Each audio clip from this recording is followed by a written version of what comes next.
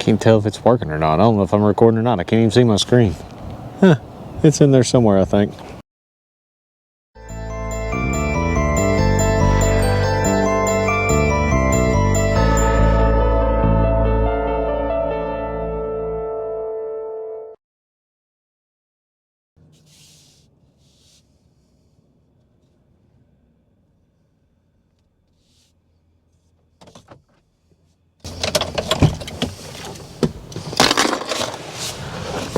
What's going on, Lawn Care Nation? I haven't done one of these in years. It's been 3 years since I've done a lawn care setup video, so let's show you my solo setup for 2023. All right, guys, so here's what we're going to start with. We're going to start with the truck. This is a 2023 Chevy Silverado 2500 HD, powered by a 6.6 liter gas engine.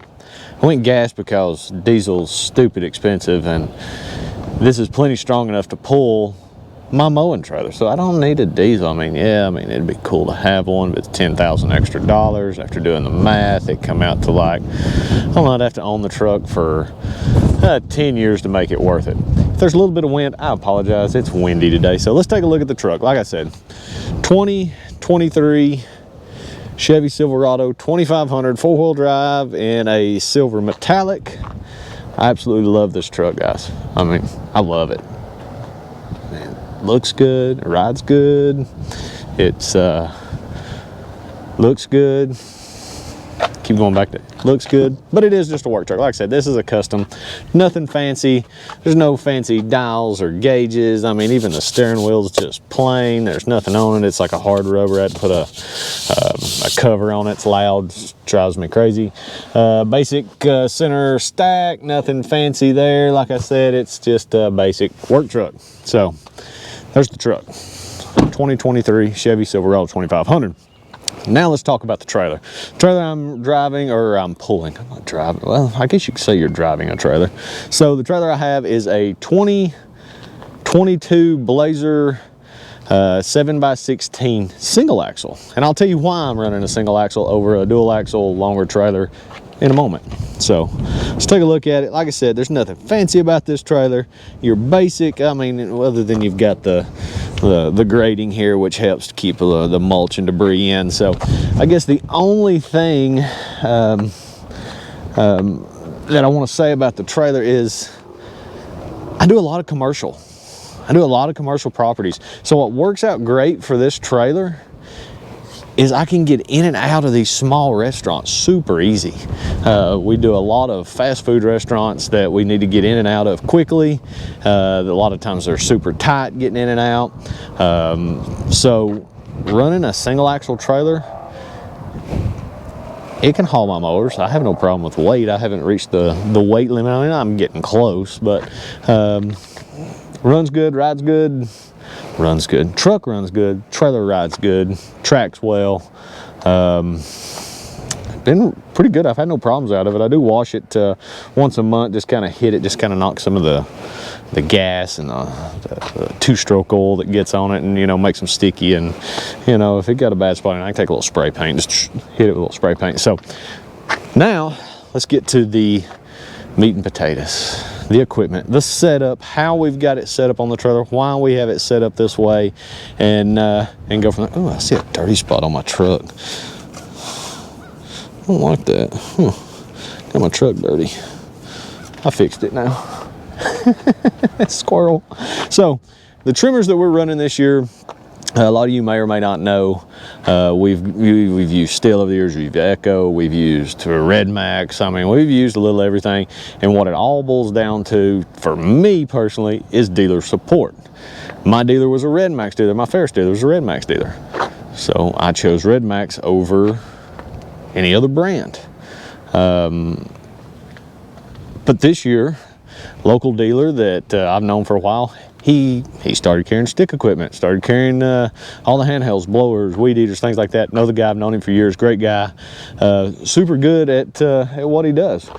He carries Echo, and it's a mile from my house, so I'd be stupid not to use it, and so far so good. So for light, everyday just trimming, The SRM 225 is extremely hard to beat.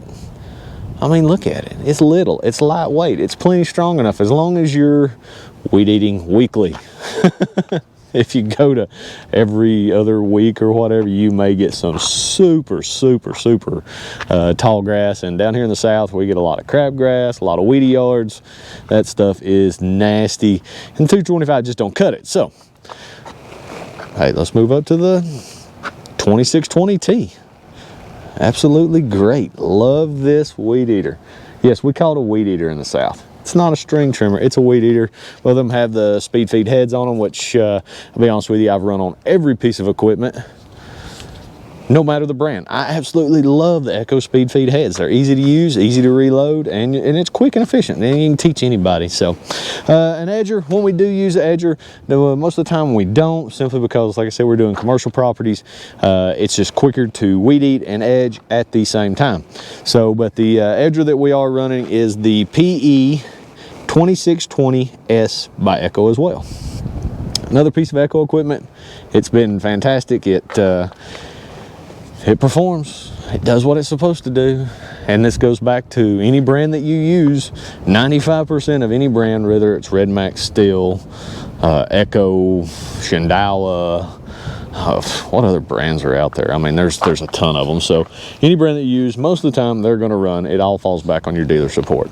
So, and of course we have the SureCan 5-gallon for our mowers. Currently running a no spill, and the reason why is because I can't seem to get my hands on a 2.5-gallon SureCan anywhere. Everybody's sold out, so we just have to make do with what we've got. And I am running Equipment Defender racks. That's something new you guys have not seen in the past. I've always had Green Touch. We have the 3-position trimmer rack, both the fuel racks. Over here on the other side, I'll show you, we are running the sprayer rack, which I will be honest with you, I absolutely love. It's simple to use. Press the button, flip it up. This little latch locks it in place and keeps it from coming down. You pull that latch. Let me pull the latch here. It's hard to do with one hand. Pull the latch. Once you pull it, it's spring fed or spring, whatever you want to call it. So clips right in. You can lock it here on the side, cover it up. You're ready to rock and roll. So we are, and of course we still have the Strom sprayers from Green Touch. To be honest with you, I've used a lot of different sprayers over the years, and I absolutely love this sprayer. You get like 30 tanks before you actually have to put a new battery on.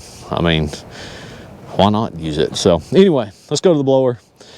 First blower that we use for our heavy stuff would be the Echo 9010T, which is tube trigger, and instead of hip, which would be over here. So anyway, the 9010, extremely powerful. If you're using it every single day just for simple cleanups, blowing off a little grass, I think it's a little overkill personally, and we still have the Red Max on the trailer for that. So even this I think is a little bit overkill.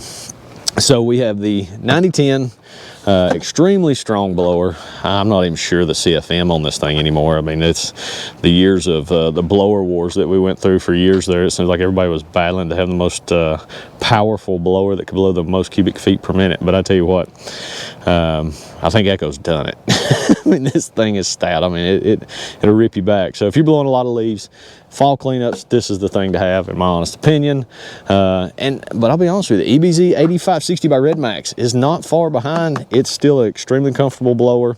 Honestly, I think this was more comfortable on my back.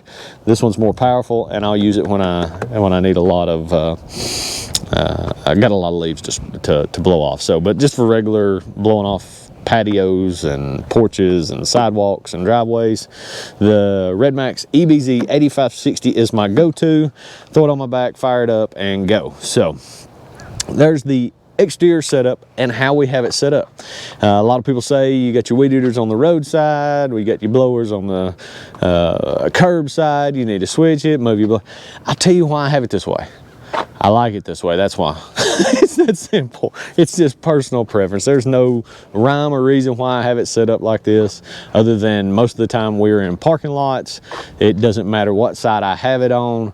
I like to be able to get out of the truck and go straight to the weed eater, jump on it, and get my weed eating done. So something we have back here in the back is buckets. These are trash buckets. So this is where I keep them strapped on the back. I'm sorry if that wind's picking up again. So I keep some buckets back here. Got a couple grabbers here for trash. And like I said, we use this simply because commercial. You get a lot of garbage. So you got to clean that garbage up. You need a place to pick it up, a thing to pick it up with, bucket to put it in. We make a trip around the parking lot. Every one of our commercial properties has a dumpster on it. We take it directly to the dumpster and we trash it. A lot of people say they don't pick up garbage. Me personally, I think it's unprofessional not to. I always pick up every little piece of garbage. I don't care if something blows in 5 minutes after we're gone. We pick up every piece of garbage. That includes papers, straw wrappers. We get a ton of those, cups, styrofoam cups, a lot of styrofoam, and masks. I'll be happy if we'll never see N95 mask ever again. Those things are everywhere. So all you people that like to wear your mask every single day still, please stop throwing them on the ground because I'm tired of picking them up. So, and we also make sure we have some cones on the trailer. When we're in these parking lots, we want to make sure that we throw a cone out in the front and then one in the back of the trailer so we don't get hit. Let's go to the push mower. So I have about 3 different push mowers. And the reason we carry push mowers is because we have a lot of little islands that weed eating doesn't look as clean. I'd prefer to put a mower on it. We're running a little Craftsman M220 front wheel drive push mower. People are like, Richie, what are you doing with a Craftsman front wheel drive push mower? Let me tell you why. My wife works with me and she loves that thing. That's like her baby, these little Craftsman front wheel drive push mowers. She's had one with her business now for 6 years. It's run for 6 years. Who ever seen a homeowner push mower work commercially for 6 years? This thing was like bald tires, transmission was slow and sluggish, but hey, it worked. And it finally died last week. I mean, it finally gave out after 6 years of running it. So she wanted another one. I went and picked her up another one. And hey, for $400, I mean, it's almost commercial price at this point if you're going to buy a push mower. I mean, I just can't see spending $2,000 for a push mower. I just can't. So use that. If I get a year out, if I get 2 years out of it, I've made my money. I'm happy with that. It's just not worth spending $2,000 for a push mower. So that's the Craftsman M220 push mower. I think it's got a Briggs engine on it. Let's go to the what I bought for Hills, which is the walk behind. So we now have a Bobcat WB 700. And I'm not taking this stuff off the trailer. I'm showing you how it's set up on a trailer. I'm not going to put it out here in the parking lot like we used to do. I'm going to show you how it's set up, how we've got it on the trailer for everyday use. So we have the WB 700 Bobcat. It is powered by a Kawasaki FS 541V. It is a 48-inch cut. So far, it's been a great machine to run. I am running a 2-wheel Velke. It is the Velke brand. I've got it chained up here. This thing is absolute lifesaver if you've got a large area to mow. The downside to this machine is still pin style. I hate that because then I have to change those pins every time I want to change height, and they're hard to pull out sometimes. Sometimes they're not so bad. I am having a little bit of an issue with this mower's deck not staying level, so I'm having to go back and re-level it every so often. So I'm going to check with the dealer what we can do to keep the deck leveled. I don't like that it keeps coming out of level, I guess you would say. Then we move to the money maker. That's Jangling right there. Makes all the money for us. This machine has been around a little while. Of course, you've seen we've owned 5 or 6 of these now. This is the Ferris Z3X powered by a Vanguard EFI 33 horsepower. It's the smaller of the oil guard system engines in the 33. People are like, well, didn't you have a 37 and you had a 40 horsepower? Now you got a 33? I have a 33 horsepower, and I'm going to tell you why I think the 33 horsepower is a good middle-of-the-road engine, simply because of the fuel savings. It sips gas compared to the other two. The other two are just absolute gas hogs. I like the 33 just because of the fuel savings that we get from it. It's plenty strong enough. Everything we cut, it rarely bogs down. From time to time, we may get some if we get deep into the summer and have some really heavy, wet, thick grass. But I just like the 33 better for the fuel savings that we get out of it. So this machine does have almost 800 hours on it. It's been worked pretty hard, as you can tell. I mean, there's a few bolts missing here. I think these have rattled out over the years. It's still on there. It's not falling off, so it's on there. We've had some bolts, you know, that have rattled out of the deck. This is wheels bent here, going up and over curbs over the years. We're not abusive on the equipment, but we still have to get in areas to mow. So sometimes going over a curb can do some damage to your mower. Thought about carrying some wood to make a little step to get up and on the curb sometimes, but at this point, I mean, the damage is done to her. We're just gonna let her ride. We've had a few issues out of this machine this year, not liking the cold start. Once it warms up like it is now, she fires right up, runs like a champ. Adding the LED lights to the top's been a lifesaver for late in the summer when it starts getting daylight later and starts getting dark earlier. To help us finish up, we do have those LED lights, just some old cheap Harbor Freight Tractor Supply lights. I mean, there's nothing fancy about it. There's no high-end light or anything, but it's been extremely helpful. And then the last thing is a good cooler. So we have a Yeti cooler on our trailer. Make sure you got plenty of water. We do have a ton of more equipment that's back at the shop, but I did not bring it out here simply because this is our everyday setup. Hedge trimmers and things like that are not brought with us every day because we don't have to do it every single day. If we know we've got some hedge trimming coming up, then we'll load them up on the truck and bring them with us. So, but anyway, guys, this is our 2023 lawn care setup for mainly a solo operator. From time to time, I do have help from my wife, who will help me part-time when she's not busy with her business in lawn care. And that's it, guys. I hope you enjoyed it. I hope you like and you subscribe, and keep coming back. Let me know what you think of the setup, and we will see you guys in the next video.